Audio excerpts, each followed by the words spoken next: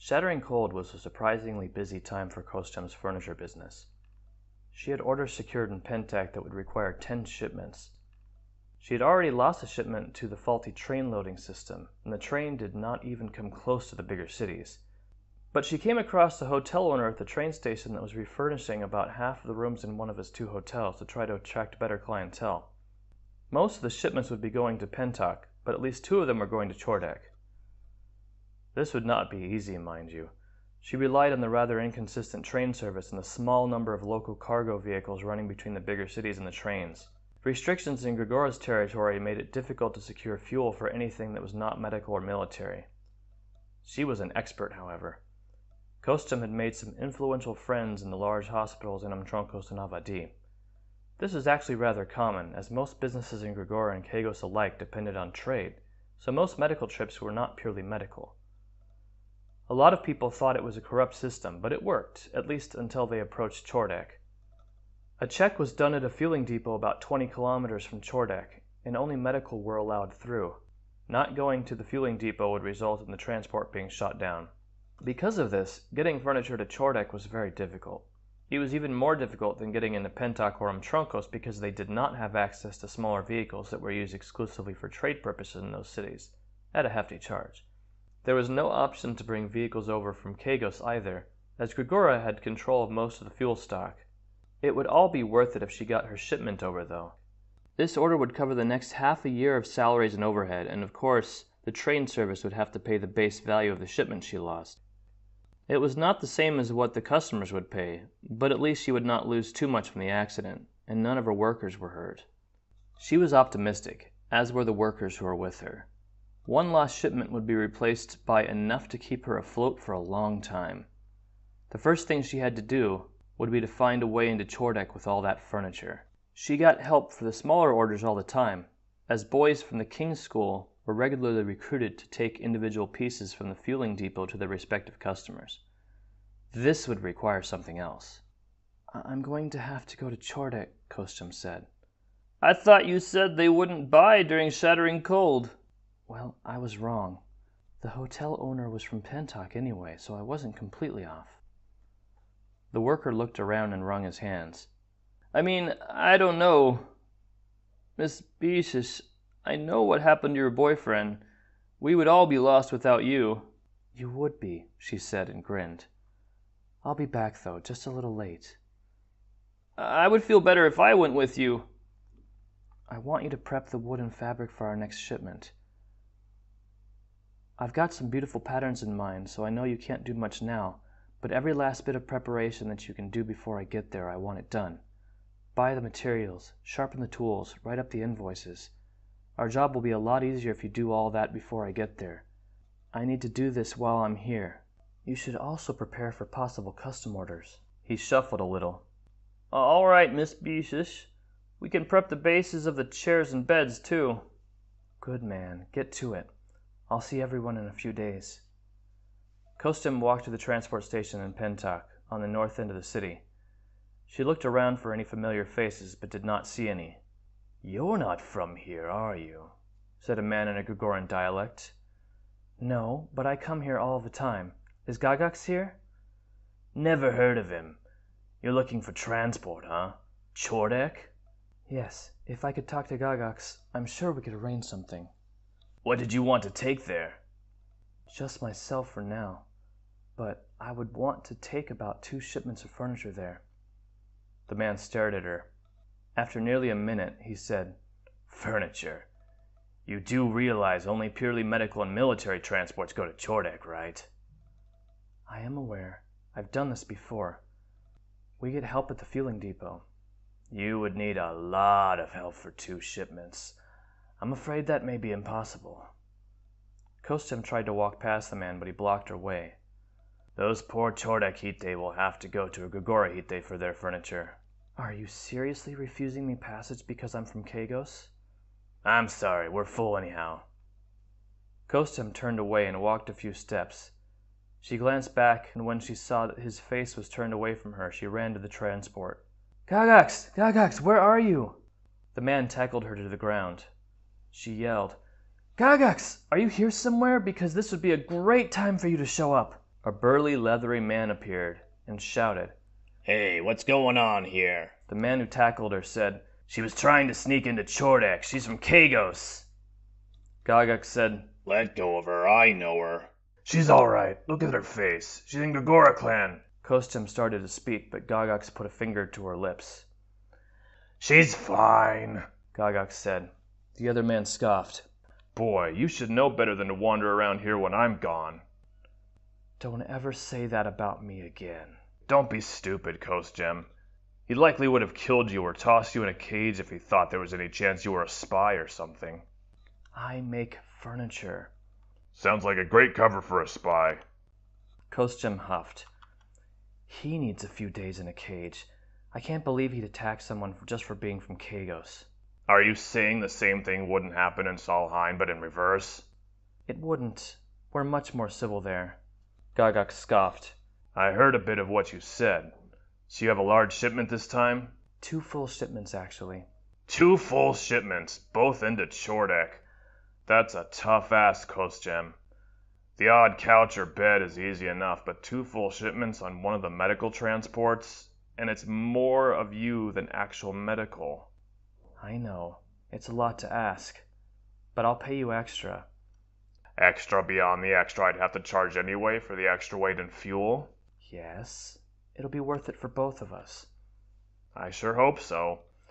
People here have been getting nervous about Keigosite. A lot of people thinking there's a war coming." "It'll be your people that start it if there is." "But your odor's a pleasant one, of course." "Cherry. It's sweet." "You smell like rotting wood and sweat, Kosjem, and so many others do too on both sides." Kosjem ignored him. "Get on, but I can't guarantee your safety the whole time. You have to look out for yourself." "I will," Kosjem said.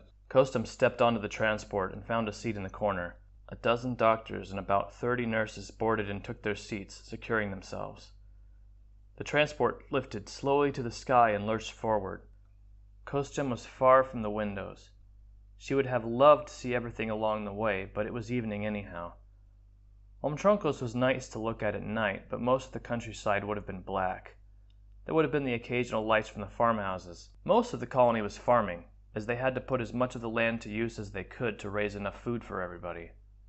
They were too far south to see things like the walled city and the twin towns, Intiplanire and Intiplanire. It wasn't long before they arrived at the fueling depot. "Non-medical need to vacate the ship immediately. Register yourselves with Chordek authorities before venturing into the city." Kosjem shook her head. This sort of thing was not necessary to get into Salheim. Sure, people may have been a bit suspicious of Gregorans, but they were not always on high alert the way Chordek was. Gregora was paranoid. As she stepped off the transport, a few people stared at her. She knew that there was something different about the way the Gregorans walked. They could probably see she was from Keigos the second she started moving.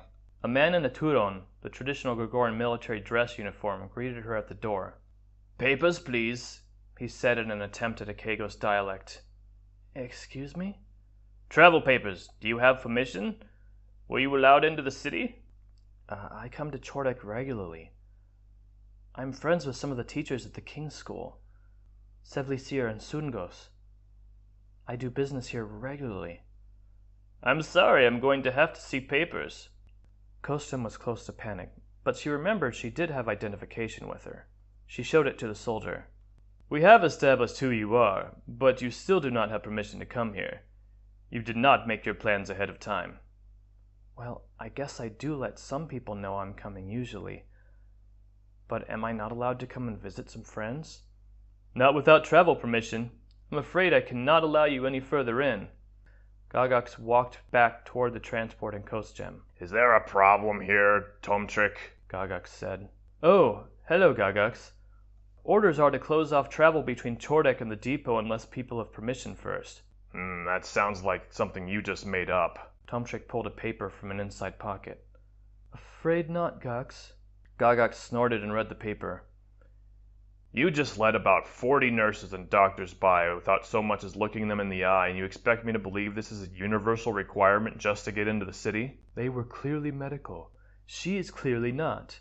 Not only that, but she is clearly Keigosite." "Yeah, I figured that's what this was about. She's done business here for years, and her family did it for years before that. You could surely just forget about the requirements in her case. I could vouch for her. Tomchik looked around nervously, then settled his eyes on Kosjem. I suppose that's fine, just this once. Next time she needs to have her documentation. Also, I'd like to take her picture. Be my guest, Gagax said. Tomchik pulled out a camera from his pouch and snapped a picture, temporarily blinding Kosjem with a flash. Thanks a lot, Gagax. Love the help you provide me, she said, rubbing her eyes. You think you could just ask me next time? Gagax laughed. You're getting in. You'll know next time to secure travel permission. Kosjem adjusted her shirt and skirt and walked out of the transport. I hope Sevlisir doesn't mind a guest for the night. His new girlfriend might not like that so much, Gagax said. They walked together for the next hour. How close are we anyhow? Kosjem said. Oh, come now. You know we're nowhere near. We'll have to make camp soon or find a friendly hermit. Kosado Brokti lives nearby, right? Oh, no. He lives right on the outskirts of town. We're rather far from his house. Damn. Do you know him? No, I just know he's friends with Keigos.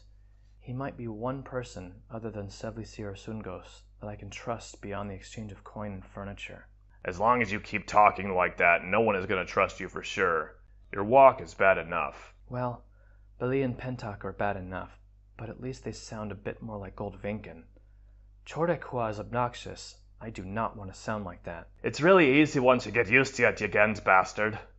Ah, my poor ears. Gagax laughed. I noticed that soldier didn't have a Chordek accent. Yeah, it's because he's not from Chordek. Tomchik Rava. From Belos originally. He's a friend of yours? Hell no. He wishes he was. I'd kill him as soon as look at him. His disgusting son, too. He's been a pebble in my shoe for years. Can't do a thing to him, though. He's got elite connections despite being from a lesser family. Elite? Gagax seemed to not hear the question. There's a house about 8 viashesh away. In metric, that would be about half a kilometer. Want to see if they're friendly? Not particularly, but I don't want to sleep outside, on shattering cold of all days. Yeah, you could just melt out here. Death by irony. Let's just go, Kosjem said and moved to pass Gagax. They knocked on the door and waited. No one answered. There's a light on, though. Someone has to be home, Kosjem said. Or they just forgot to turn it off before they left. What family does this house belong to? They looked around for a crest or engraving anywhere. No crest, but they found an engraving. Fat Mama. What clan is that? Gagax asked. That's Brokti. We have them in Keigos too, though. Not like the head family. Gotta be a sign. You were looking for a Brokti and you found one. I was looking for Kosado, not some random member of a lesser family. Gagax knocked again, more loudly than before. Hello? Is anyone in there? Please go away, came a voice. A familiar voice. Impossible. What is? Elen Vatmama? Kosjem said in a clear Keigosan accent. Is that who I'm speaking with? You're Keigosan, she said. The door locks clicked. She opened the door. It is you. Oh, you were my favorite singer at the showcase. The showcase in Salheim? The one in Pentak's better. They don't feel the need to drench the stage in fake blood. Or real blood, for that matter. We haven't had a real duel on stage in years, Gagax said. Why are you in Gregora, Keigos-hite? Elen said. I do business here. The bigger question is, why you? I have family here. The house belonged to them. She stepped more clearly into view. She was wearing a plain blouse and dye-free, light brown gankisot slacks, the same material as Kosjem's skirt. Belonged? The Vatmama family suffered a rather vicious split. Why? Over what? Kosjem said. She knew already, though. The disputes between Keigos and Gregora. But you look like you're from Gregora clan. The clan is Taldui. I'm Keigos-hite. 100%. I did not mean to insult you. Please come in and shut the door behind you. A note about this chapter's video. Well, I have no soundproofing whatsoever. If I had good soundproofing, I'd actually be recording the audiobook for Diamond Spearhead, not working on this. I'm doing this because it's free and I don't need it to be quite as high quality to meet the ACX standards. At some point, I want to finish my second book.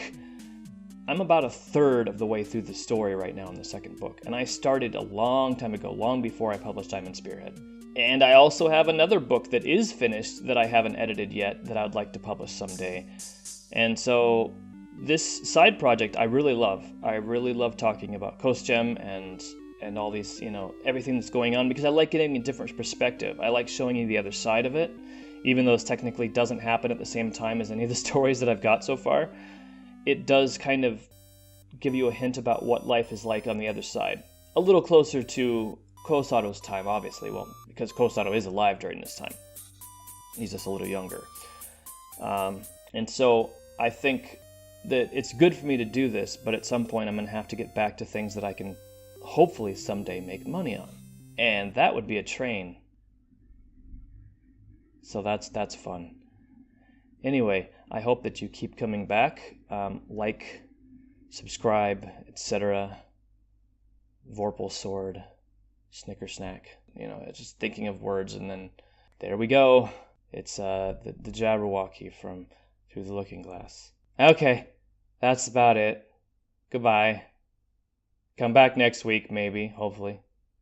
Oh, and really quick, next week might not actually happen because I have an 8-day work week. But after that will be a nice long holiday that ends on a Sunday, that I have to go back to work on a Sunday. Isn't China fun?